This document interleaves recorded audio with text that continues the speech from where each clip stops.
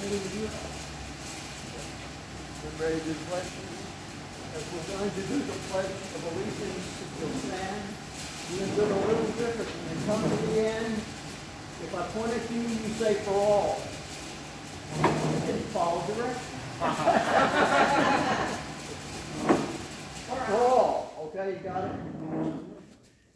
Ready? I pledge allegiance to the flag of the United States of America and to the republic for which it stands, one nation, under God, indivisible, with liberty and justice for all. For all. For all.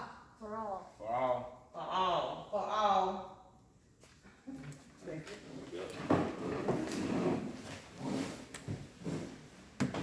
Welcome, Democrats. Thank you for coming tonight.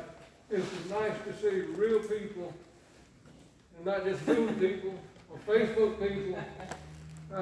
Although we're lucky to have Zoom, Facebook, Yes. and these funny little phones, how would we have gotten through COVID without them these past 18 months? So thank you for coming tonight.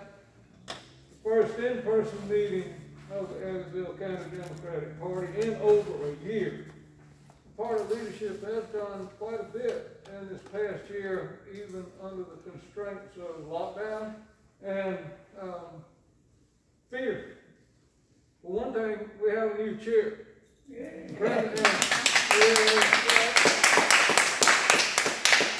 Just a few other things. Our county party also showed gratitude to Evansville Medical's COVID vaccination team. We took a pizza one day, Mary Lou and Terry and I, and I wish Henry Green was here. I'd thank him because he took a nice little picture of us with all the nurses. We also provided financial, moral, and physical support for the Friends of Freedom Juneteenth celebration on Juneteenth. That was wonderful.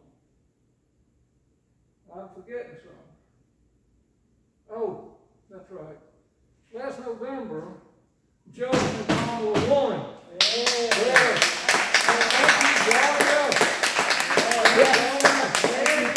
Yeah. But also, get this, because of Mr. Elrod and the leadership of the State Democratic Party and all of you all in counties, precincts throughout South Carolina, we moved the needle. The percentage by which Biden-Harris got 43%, over 43%, it's 43 and change. That's better than we've done before. I can remember when it was down around 35% in presidential elections. In 2016, it was a scratch under 41% of South Carolinians who voted Democratic. So our gratitude goes to the state party leadership. Welcome everybody. Thank you so much for being here. Thank you.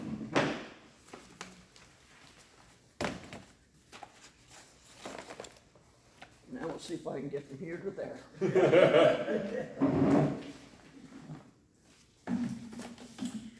Okay. I like trivia stuff. And this is going to save you all kinds of trouble in your life. This is a aluminum foil. This is true of wax paper, anything that comes in these kind of little boxes. You know, when you open them up and you pull the stuff out, it flops out. You don't have to do that. On each end of the box, there's a little perforation. And if you push it in, you've got a holder. And so when you pull the stuff out, it just rolls around. So now you know why you came.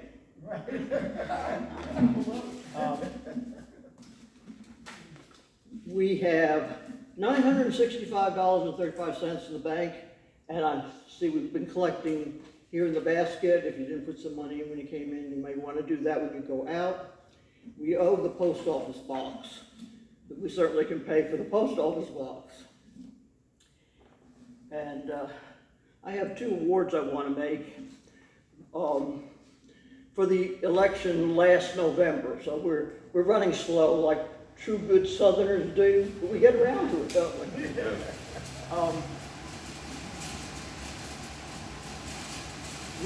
The election was a bit scary. I don't know if you all remember that.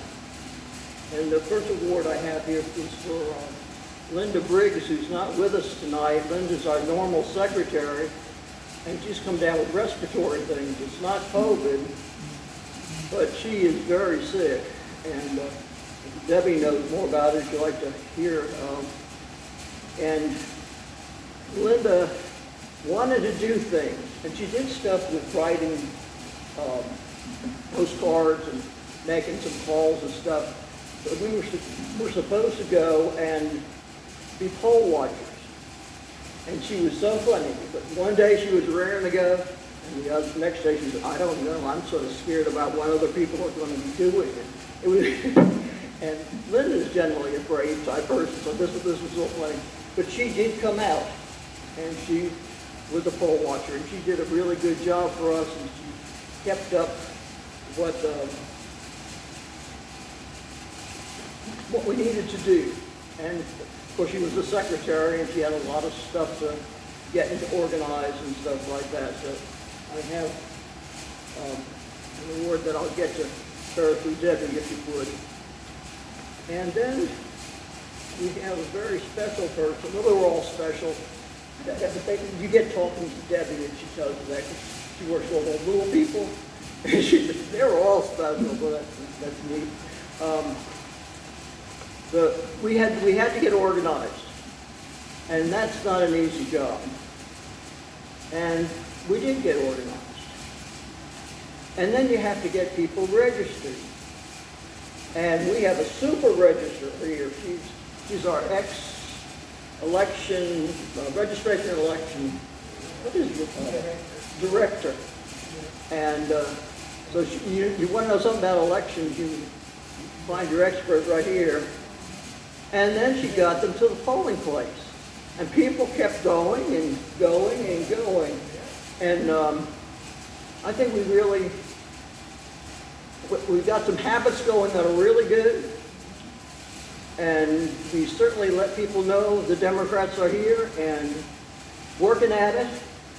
And so I really want to give you this a little bit late.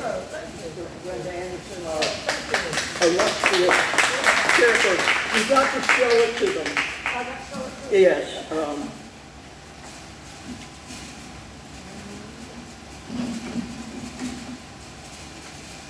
Oh, that's nice.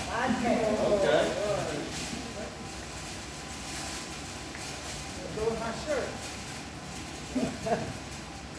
Going to your church. You got money in there, too. Thanks for the report, David, and for the bill. Appreciate it. And now we'll have the basket. Everybody on it. Does anyone need a basket?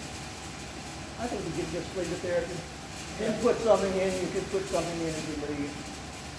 Don't take anything out. Now we have the fundraiser report. What's what Jalen is around town for a heavy meeting? Well, we won't take long. Couple? Yeah, we won't take long.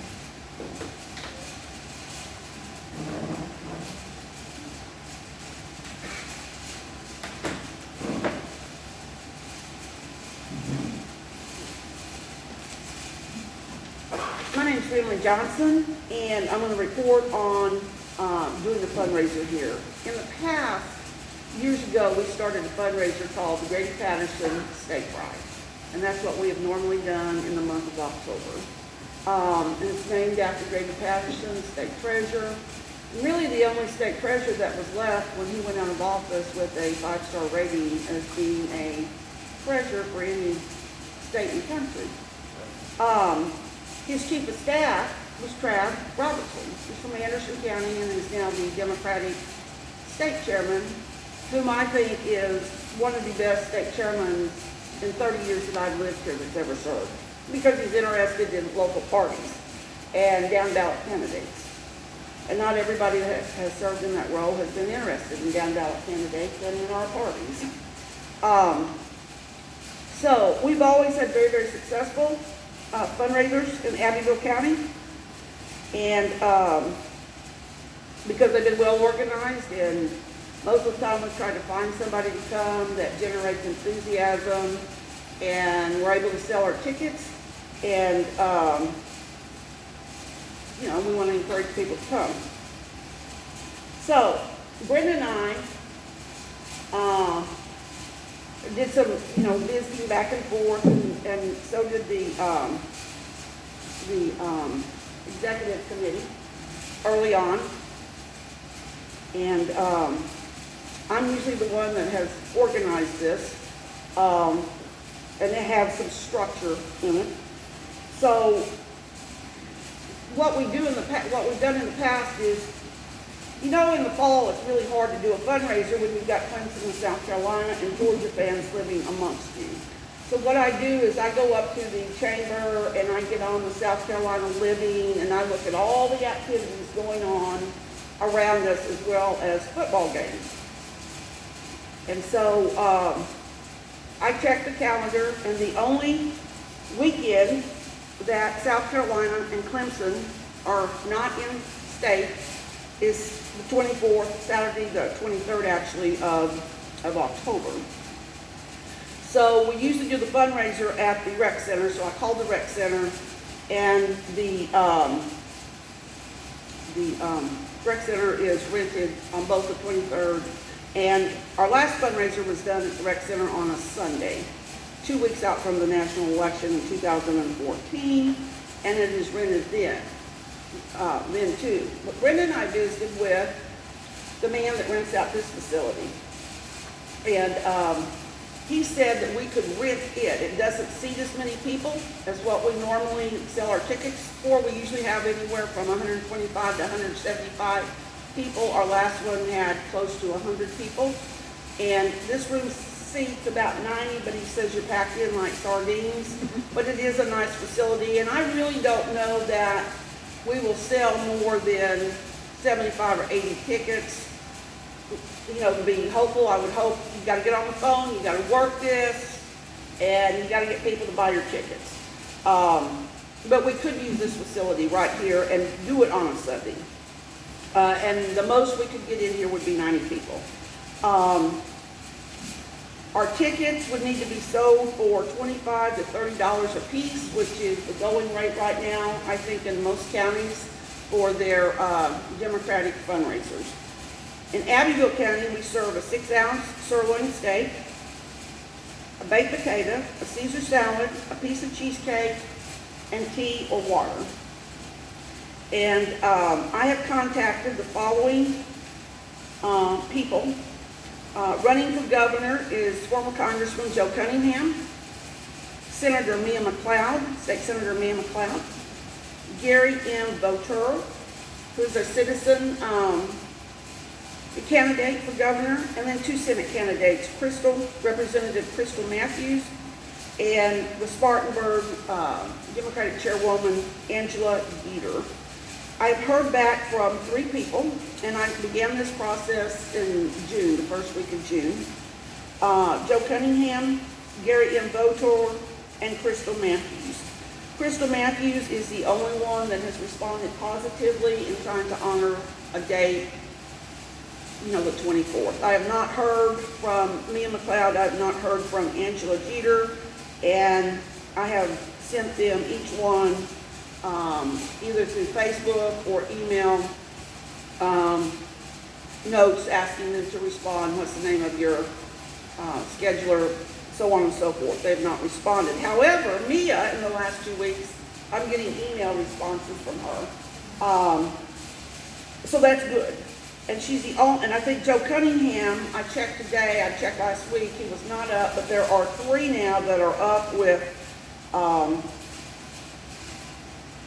if you type in on your Google account, Mia McLeod, Joe Cunningham, or Crystal Matthews, it should come up about their campaign, telling you a little bit about each one of them. So you're familiar with who we have invited to come speak at our fundraiser and why they're running for governor or the state senate. Also, Angela Jeter has a Twitter account. She does not have a P.O. box, a phone number.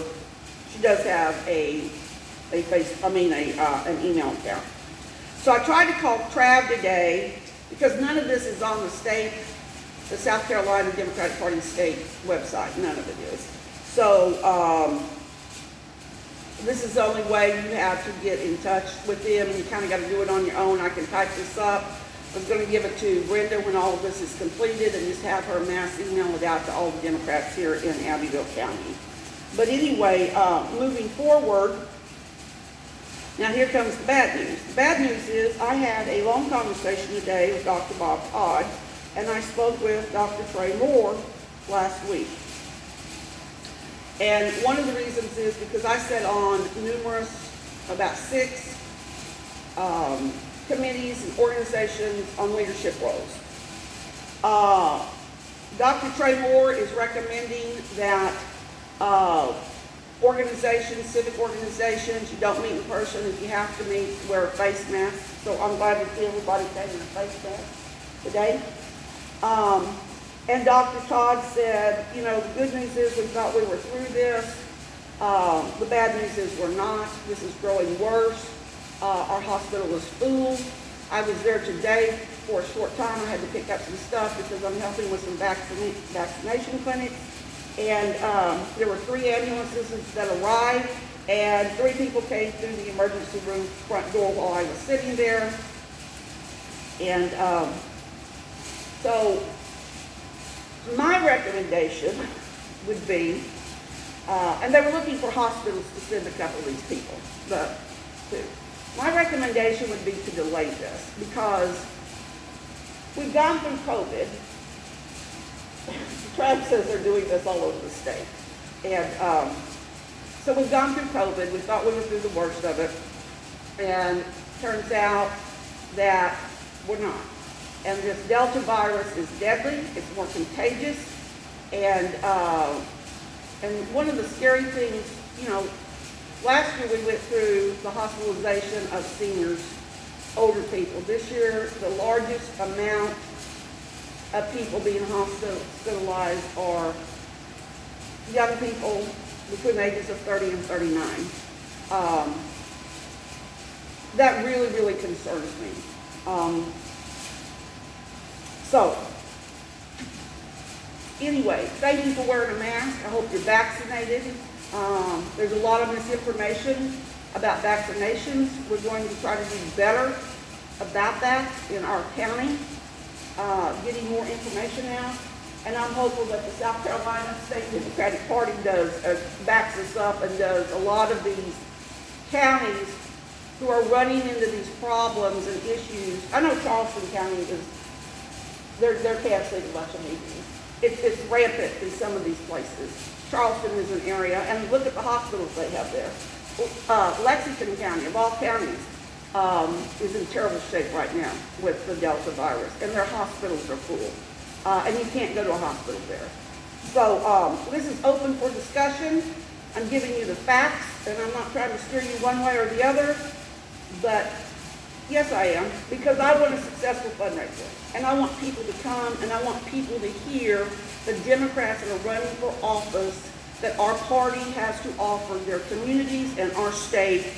And one of the things, and let me be really clear about this, Henry McMaster is vulnerable, or you wouldn't have Mia McLeod or Joe Cunningham in this race. Let me say that again. They didn't go just to wake up one day and decide, I'm going to put my name on the line and run for governor.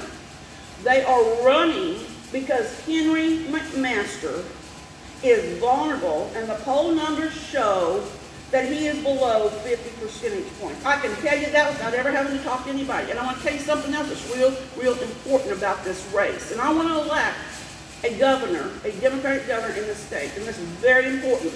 Henry McMaster chose a fight with public school teachers. He chose a fight with public school teachers and with parents in this state. It backfired on him. And it was over these things right here. This is a real simple thing to understand. Loving thy neighbor, protecting yourself, protecting others. He blamed this on teachers. 40% of the parents, my daughter and her husband, did not send their daughter to public schools this year. She did virtual school, and thank God she's bright and smart, because they were afraid to send her in Lexington County, to the second best school district in the state of South Carolina. That's a fact. They got her vaccinated. She's 12 years old. She went to school Tuesday. But he is now engaged in another fight over these masks because school districts are mandating that you wear these at school to protect their teachers and those kids, because we've already had 4 teachers die of this in the last month. I want to support teachers and parents. You want a motion about the fundraiser? Yes. Okay. No. I want some discussion because I want Well, to. you make a motion first, then you discuss. Okay, you all want to discuss this? I mean, I think it's, because I want to hear, and I want Jalen to hear, to go back to Columbia, because he sits behind the scenes in meetings, then he can speak, one part of his job is to speak for us. So what he hears out here, is that not right? And he's really good friends with my friend Brandon Upson. And that's real important. So, Let me make a motion that we postpone the fundraiser until it's, better time.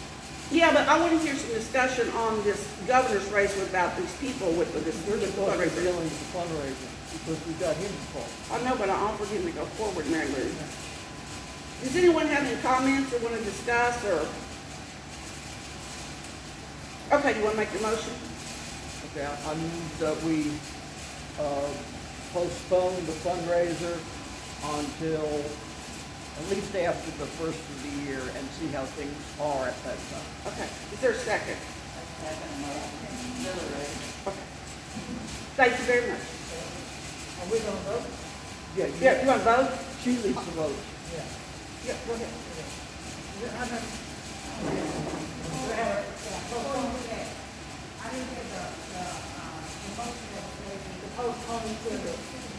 First of the year and reevaluate. Rest of the year, we evaluate. After the first of the year. Okay. All in favor? Okay, unanimous. Thank you very much. Well,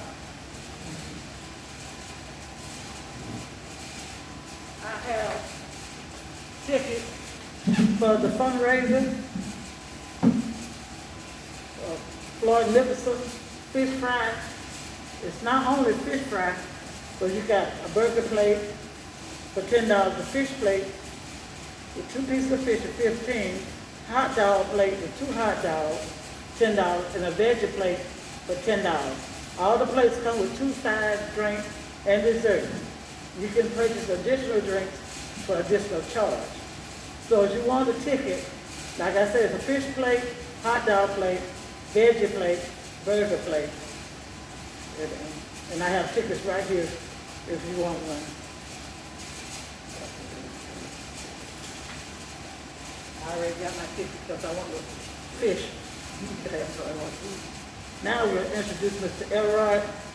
Mr. Elrod ran for and won 3rd vice chair of the South Carolina Democratic Party this year. That's what we was voting on, Lila. You vote for him, yeah. Right. As 3rd vice chair, Mr. Elrod is responsible for representing the young Democrats in our state. He is a community organizer who has focused on the challenges of gentrification of social issues in Greenville for several years. Born and reared in Greenville, he is the former 1st vice chair of the Greenville County Democratic Party, former president of the Young Democrats of Greenville County, and a veteran of over 24 political campaigns and voter registration initiatives across the country. A graduate of the Carbon Fellowship, he is also co-chair of the research team of the Community Remembrance Project, a local coalition partner with the Equal Justice Initiative to honor victims of lynching in Greenville County. Let's give applause to Mr. Jalen Elrod.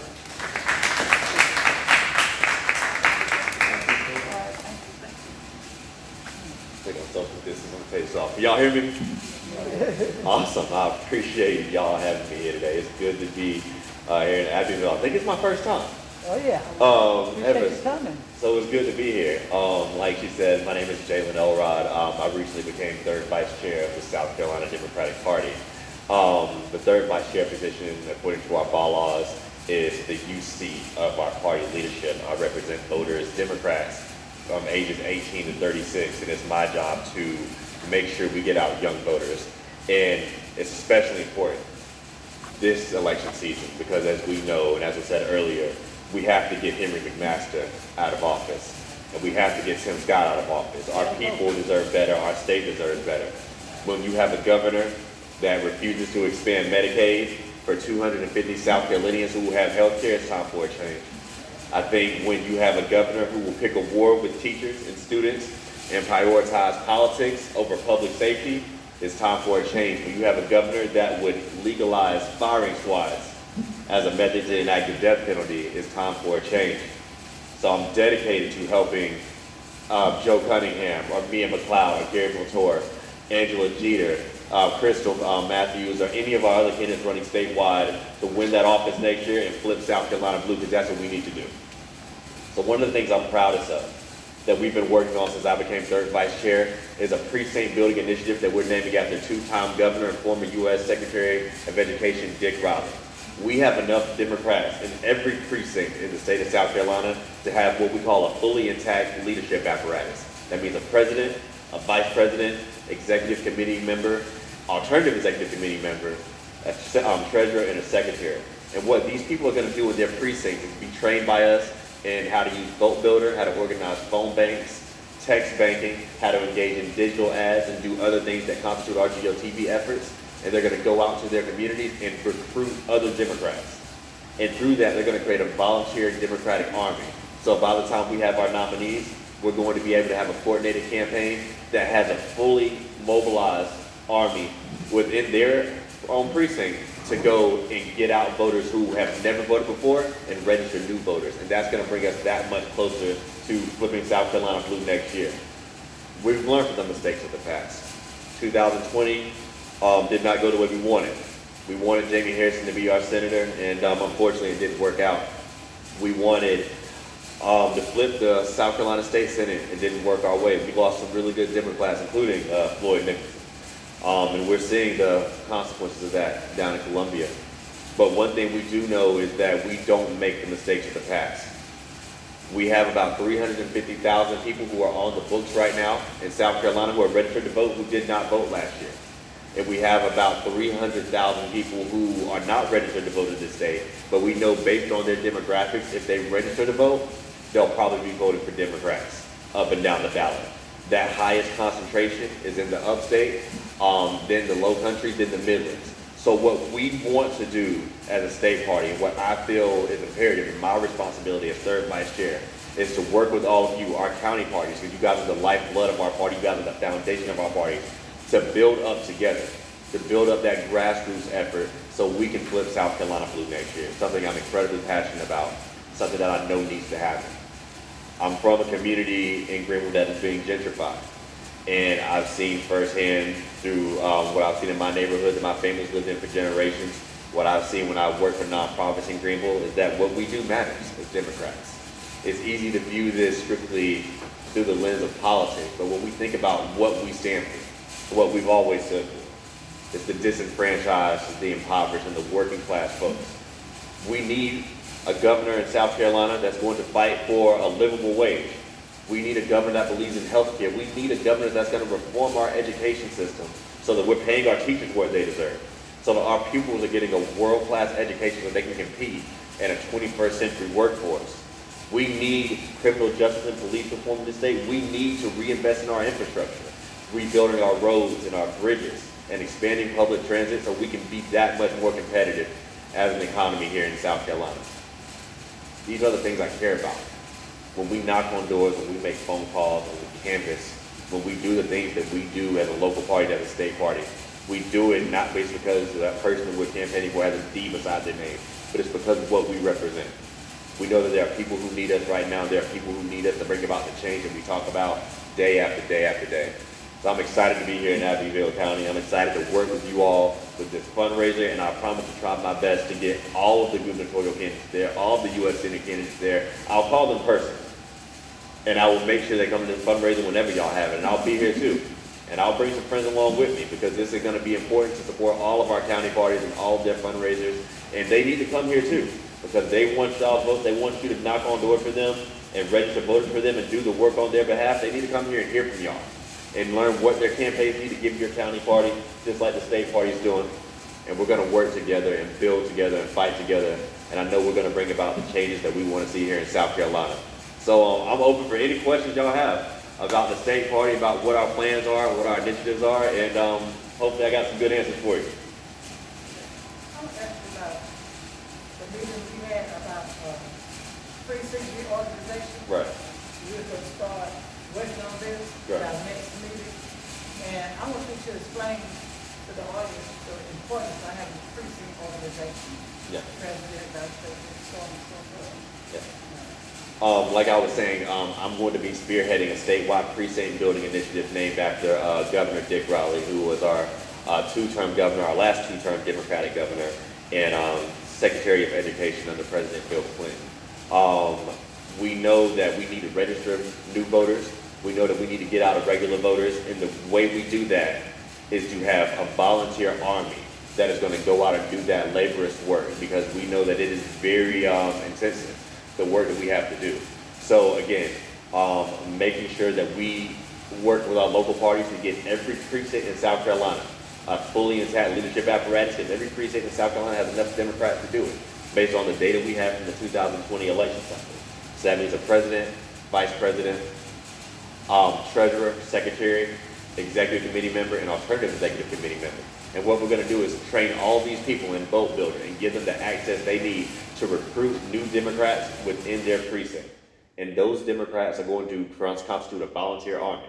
And we're going to train them on how to organize phone banks, on how to text bank, on how to engage in canvassing, how to engage in creating digital ads, postcard parties, what we call our GOTV efforts for those of us who work on campaigns and work in the party. And they're going to go out into their communities, because they know their communities better than anyone, and register new voters and reach out to people who are on the books but are not voting. And through that, we're going to be able to bolster our numbers. We're going to be able to expand the electorate. And through that, we're going to be able to give every single one of our candidates, from people who are running for local office to our state